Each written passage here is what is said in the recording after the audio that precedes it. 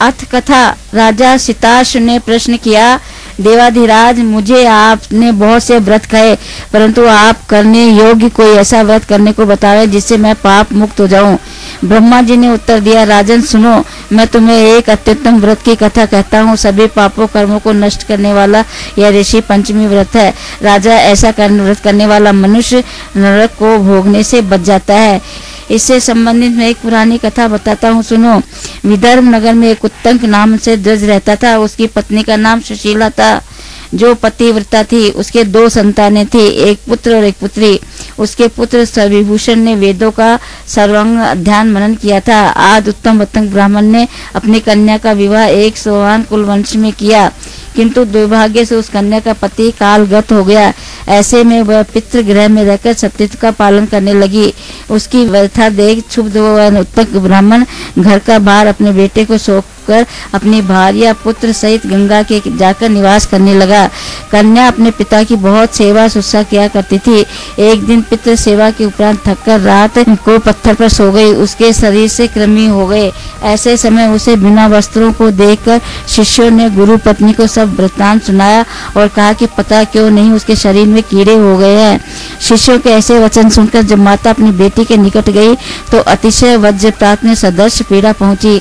वह अतिशीघ्र अपनी पुत्री के निकट गई और उसे पीड़ा युक्त देकर आर्तनाद करने लगी। वह स्नेह भाव से वशीभूत हो छाती पीटकर विलाप करने लगी। जब उसे होश आया तो उसे अपने दोनों हाथों से उठाकर उसके पिता के पास ले जाकर उसने बोले, स्वामी, इसने ऐसा क्या पाप किया जो इसकी ऐसी दशा हो गई? यह तो रात को सुप्तावस्था में सो रही थी, फिर इसके शरीर में कीड़े कहाँ से आ गए? उसके वचन सुनकर ऋषिवर सोच में पड़ गए।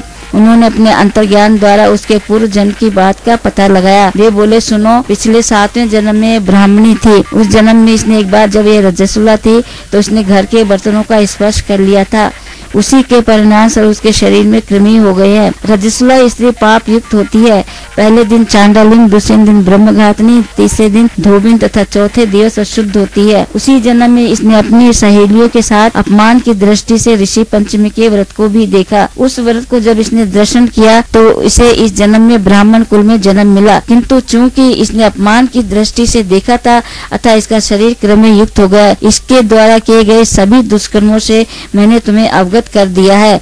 सुशीला बोली, जिस व्रत को केवल देखने से मुझे द्विज कुल में जन्म मिला है, जिस कुल में आप जैसे तेजस्वी जन्मते था, जिस व्रत की अवहेलना करने से इसका शरीर इस प्रकार कर्म युक्त हो गया, हे नाथ, मैं आश्चर्यचकित हूँ। कृपया मुझे भी उस व्रत के विषय में कहे। ऋषि ने कहा, हे सुशीले, तुम उस व्रत को सुनो जिस व्रत को करने से समस्त पापों से मुक्ति हो जाती है तथा तीनों प्रकार के प्रताप से मुक्त होकर स्त्रियां को सौभाग्य की प्राप्ति होती है, जिसको करने से कल्याण की वृद्धि होती है तथा नष्ट न होने वाला धन संपदा की प्राप्ति होती है। भाद्रपद शुक्ला पंचमी के दिन जिस नदी में नहाकर नियम धारण करें तथा नित्य नमस्तिक कर्म से निपटकर उस मंडप में पहुँचे जहाँ ऋषि स्थापित किए गए हो, तब वहाँ पर ऋषियों को विधिवत पंचामृत से स्नान कराएं तथा पुष्प गंध धूप दिन से उसका विधिवत पूजन करे, सुंदर वस्त्र धारण करावे तथा विधि पूर्वक जनेऊ आदि पहनाए। तदुपरांत नैवेद्य अर्पित करके जल में अर्घ्य करे। कश्यप, अत्रि, भारद्वाज, विश्वामित्र, गौतम, जमदाग्नि व वशिष्ठ ये ऋषिवर दिया गया अर्थ ग्रहण करे तथा प्रसन्न हो। तदुपरांत तथा सुनकर शाकाहार ले। ऋषियों का स्मरण करते ब्रह्मचर्य का पालन करे तथा भले प्रकार से व्रत का पालन करे। ऐसा करने से समस्त तीर्थों की यात्रा करने के समान पुण्य मिलता है।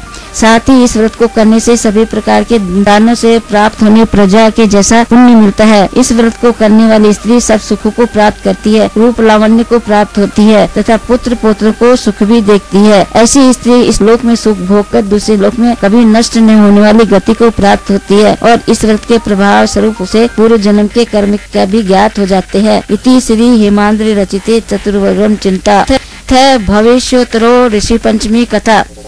युधिष्ठिर ने पूछा, हे देवाधिराज, मैंने कई व्रतों का श्रवण किया है, आप मुझे सर्व पाप वाली किसी और व्रत के विषय में कुछ कहें। श्री कृष्ण जी बोले, हे नरेंद्र, अब मैं तुम्हें ऋषि पंचमी नाम के व्रत के विषय में बताता हूँ, जिस व्रत को करने से स्त्रियां मुक्त हो जाती हैं। युधिष्ठिर बोले, हे कृष्ण, वह कौन सी पंचमी है और इस व्रत का नाम ऋषि पंचमी क्यों पड़ा? इस व्रत को करने से नारियां पाप के बंधन से कैसे छूट जाती हैं?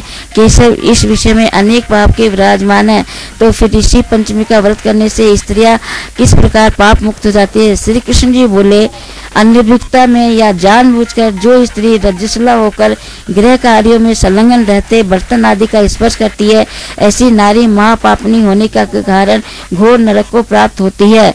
रजस्वला के लिए ऐसा क्यों कहा गया है? इसका एक कारण है, चारों वर्णों के पुरुषों का यह कर्तव्य है कि जब स्त्री रजस्वला हो तो उसे गृह कार्य न करने दें, क्योंकि पूर्व काल में इंद्र को वत्रासुर की हत्या करने के कारण ब्रह्म हत्या लगी थी।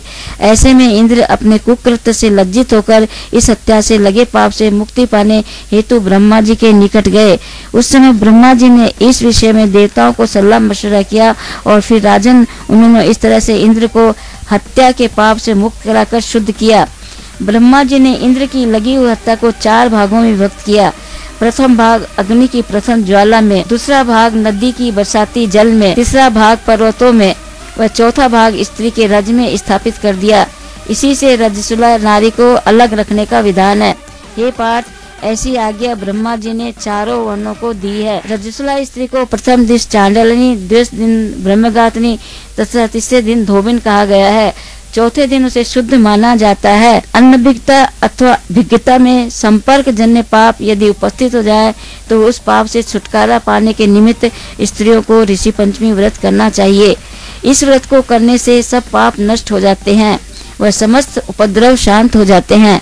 ब्राह्मण, क्षत्रिय, वैश्य, शूद्र, इन 4 वर्णों की स्त्रियों को यह व्रत विशेष रूप से करना चाहिए। इससे संबंधित वृत्तांत सुनाता हूँ कि पूर्व काल में सतयुग में विदर्भ देश में चारों वर्णों के पालनहारा शयनजीत नाम का एक राजा था। उसी देश में वेद वेदांग वेत्ता ब्राह्मण सुमित्र रहता था। राजेंद्र वह द्विज सभी प्राणियों की भलाई करने में संलग्न रहता था तथा ऋषियों के कर्मों द्वारा अपने परिवार का भरण पोषण करता था। उसकी भार्या जयश्री बहुत सुशील तथा पतिव्रता थी। उसके अनेक दास तथा मित्र थे। एक समय वर्षा ऋतु में वह नारी खेती के कार्य में संलग्न अत्यंत चिंता मग्न हो गई। ठीक उसी दिन वह रजस्वला हो गई।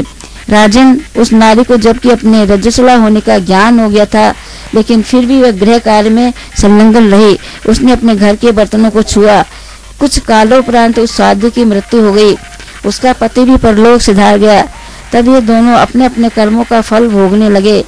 जयश्री नाम की ब्राह्मणी ऋतु दोष के कारण कुतिया के योनि में जन्मी। सुमित्र नामक ब्राह्मण को बैल का जन्म मिला। हे राजन, मात्र स्त्री के संसर्ग करने के कारण ही ब्राह्मण इस योनि को प्राप्त हुआ। तदुपरांत वे दोनों अपने अपने कर्मों का फल भोगने लगे।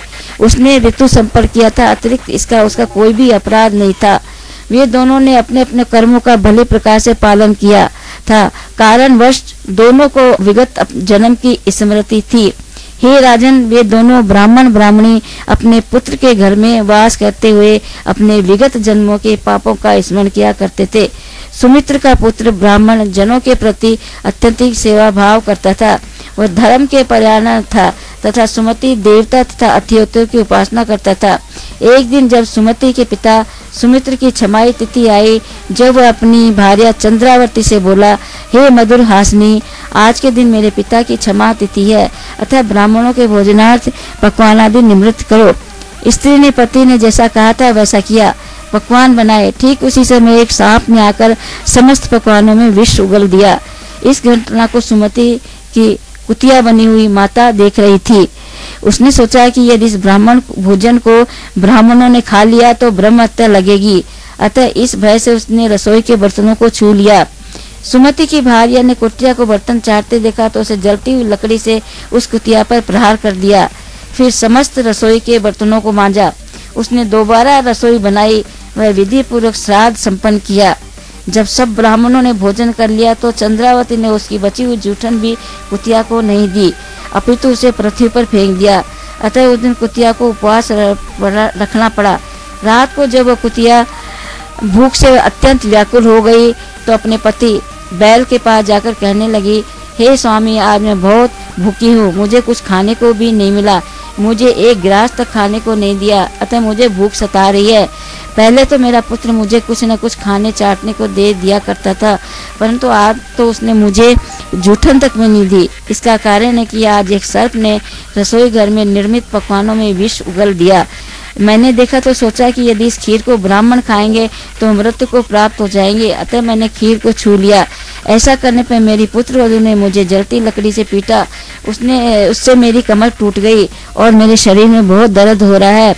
उसकी बात सुनकर बैल ने कहा, भद्रे, तुम्हारे पूर्व जनों के पापों से मेरी आज ये दशा हुई है। मैं नितांत अशक्त हूँ, बताओ मैं क्या करूँ। मैं इसी कारण बोझा ढोने वाले पति की योनि को प्राप्त हुआ हूँ। मैं सारा दिन खेतों में जुटा रहता हूँ। मुझे भूखे को मेरे पुत्र ने बांध कर पीटा है, उसने मुझे सताया है, तो ऐसे में उसका श्राद्ध करना भी मुश्किल हो गया है। कृष्ण जी बोले, जब ये पति पत्नी इस तरह की बातें कर रहे थे तो उनके पुत्र ने बातों को सुन लिया। सुमति को ये पता चला कि दोनों उसके माता पिता हैं, जानकर उसने दोनों को भरपेट खाना खिलाया। हे राजेंद्र, पुत्र अपने माता पिता की ऐसा दशा देख वन को चला गया। वह वन में जाकर ऋषि मुनियों से भेद जानना चाहा कि उसके माता पिता को ये यातना क्यों मिल रही है। उसने उन ऋषियों को साष्टांग प्रणाम किया। फिर उसने ऋषियों से कहा, हे ब्राह्मण श्रेष्ठ, आप सम्यक विचार कर मेरी बात का उत्तर दें। मेरा तपस्वी पिता किस पाप के कारण इस दशा को प्राप्त हुआ है तथा उन्हें इस पापों से किस प्रकार मुक्ति मिल सकेगी, यह आप बताएं। श्री कृष्ण बोले, सुमति के ऐसे आर्त वचन सुनकर सर्प तलवार नामक एक ऋषि करुणार्द्र हो सुमति के माता पिता की मुक्ति का उपाय बताते हुए कहने लगे। ऋषि ने कहा, पिछले जन्म में तुम्हारी माता ने बाल स्वभाव के कारण ब्राह्मण के घर में रजस्वला होने पर घर की वस्तुएं छुई थी, लेकिन कर्म विपाक के कारण उसने कुतिया की योनि में आना पड़ा। इसी कारण तुम्हारे पिता को भी बैल की योनि मिली है। यदि तुम इस पाप मुक्ति चाहते हो तो ऋषि पंचमी के व्रत का पालन करो। हे विप्रदेव, तुम अपनी पत्नी के साथ समस्त ऋषियों का पूजन करो। व्रत करने के बाद उदार मन से इस व्रत का उद्यापन करो। उस दिन केवल शाकाहार ग्रहण करो।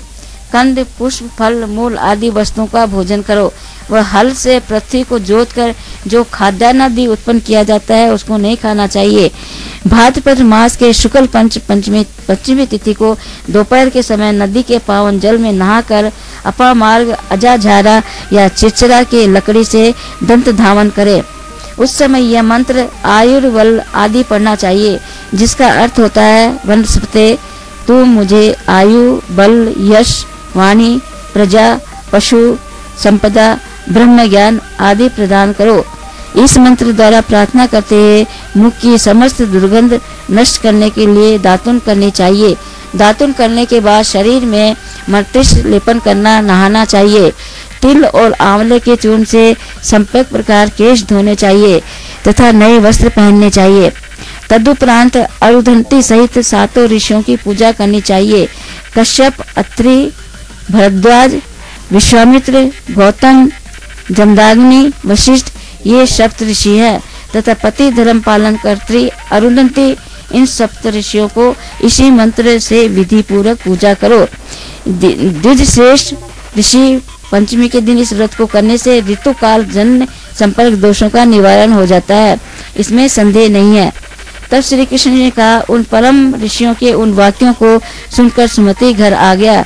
तब उसने अत्यंत श्रद्धा भाव से इस व्रत का पालन किया। यह ऋषि पंचमी का व्रत सभी पापों को हरने वाला है। इससे उद्भूत फल को सुमति ने अपने माता पिता को प्रदान किया। हे राजन, इस व्रत के प्रताप से कुतिया की योनि से मुक्त हो दिव्य विमान पर जा विराजी। उसने अत्यंत दिव्य वस्त्रों को धारण किया और स्वर्ग सिधार गई। तदुपरांत उसका पिता बैल भी पशु योनि से मुक्त हो गया। व्रत के फल से स्वर्ग को प्राप्त हुआ। अतः हे राजन, शरीर से किए हुए, वचन से धारण किए गए तथा मन से किए गए पाप इस व्रत के प्रभाव से नष्ट हो जाते हैं। हे राजन, ऐसे व्रत को करने से जो पुण्य प्राप्त होता है उसकी बात सुनो। सब व्रतों को करने से जो पुण्य प्राप्त होता है तथा समस्त तीर्थ यात्राओं से जिस फल की प्राप्त होती है तथा सब प्रकार के दान करने से जो पुण्य होता है वह इस ऋषि पंचमी के व्रत को करने से प्राप्त हो जाता है। जो नारी इस व्रत को करती है वह समस्त सुखों को प्राप्त करती है। यह रूप तथा लावण्य से युक्त कर पुत्र पौत्र को देखने का सुख प्राप्त करती है। इस लोक में सुख भोगकर जीवनांत परम गति को प्राप्त करती है। हे राजन, इस व्रत को मैंने तुम्हें बताया है। यह व्रत समस्त संपदाओं को देता है तथा नारियों के सभी पापों का हरण करने वाला है। हे युधिष्ठिर, इस व्रत से संपदा, यश, कीर्ति, स्वर्ग तथा पुत्र की प्राप्ति होती है। इस व्रत को पढ़ने तथा सुनने से सभी पाप दूर हो जाते हैं। अधो उद्यापन युधिष्ठिर उवाच। उद्यापन की विधि। युधिष्ठिर ने पूछा, ऐसे संपूर्ण फलदायी व्रत का उद्यापन कैसे किया जाता है तथा सुमति ने उसे कैसे किया, आप यह बात मुझसे कहिए। श्री कृष्ण जी कहने लगे, व्रती को एक दिन पहले एक ही समय आहार करना चाहिए। सुबह उठकर नहावे धोवे, उसके बाद अपने गुरु के घर जाए। तदुपरांत प्रार्थना करें कि आज मेरे उद्यापन का आचार्य से स्वीकार कर कृतार्थ करे। तदुपरांत पूर्वक विधि से स्नान कर भक्ति भाव तथा श्रद्धा भाव सहित किसी पवित्र स्थान को गोबर से लीप कर सर्वतोभद्र चक्र बनाएं। फिर वहाँ मिट्टी या तांबे के कलश में जल भरकर स्थापित करें। तदुपरांत कलश की भली प्रकार से स्थापना करके उसमें कंठ में सुंदर कपड़ा बांधकर तथा पंचरत्न, फल, गंध, अक्षत युक्त सोने के टुकड़े को उसमें डालें। तत्पश्चात तांबे के पात्र, बांस के पात्र या फिर मिट्टी के पात्र से उस कलश को ढांप दे। उसके बाद उसको कपड़े से ढककर अष्टदल कमल बनावें और उस कमल पर सातों ऋषियों की स्वर्ण जड़ित मूर्ति को स्थापित करें। 1 तोला, आधा तोला अथवा चौथाई तोला अपने सामर्थ्य अनुसार सोने की मूर्ति बनावें। इसको बनाते समय जरा भी लोभ ना करे। तदुपरांत उस पर 5 रंगों का चंदवा, ताने, फल और फूलों से सजाकर उसे विधि पूर्वक बांध दे। दोपहर के समय ऋषियों की भक्ति भाव से पूजा करें। कश्यप, अत्रि, भारद्वाज, विश्वामित्र, गौतम, जमदाग्नि, वशिष्ठ तथा साध्वी अरुंधति, हे राजेंद्र, इनका मंत्र द्वारा विधि पूर्वक पूजन करें। रात को जागें तथा पुराणादिक सुने। प्रातः काल होने पर नित्य कर्म से निवृत्त हो घृत तिल से हवनादि करें। वैदिक अथवा पौराणिक ऋषि मंत्रों से या सहस्त्र गए आदि मंत्रों से हवन करें। मंत्रों का उच्चारण 1008 अथवा 100 बार होना चाहिए। हवन के पश्चात व्रती मनुष्य को चाहिए कि वह ऋषियों का पूजन करे, आचार्य को पूजे तथा आचार्य को सोने की अंगूठी, कुंडल या वस्त्र दान दे तथा सुंदर भोजन करावे। आचार्य को बछड़े वाली गाय देनी चाहिए। इसी प्रकार भोजन, कपड़ा एवं दक्षिणा से सातों ऋषियों का पूजन करना चाहिए। आचार्य को यज्ञोपवीत सहित कलश देना चाहिए तथा भार्या सहित आचार्य को नमन करके क्षमा मांगनी चाहिए। समस्त द्विजों को श्रद्धा भक्ति भाव से भोजन कराकर दरिद्रों को दान कर दें। तदुपरांत आचार्य की आज्ञा प्राप्त कर इष्ट बंधुओं के साथ स्वयं भी भोजन करेगा। जो व्यक्ति इस व्रत के संपूर्ण फलों को प्राप्त करना चाहे उसके लिए ये उद्यापन की विधि बताई गई है।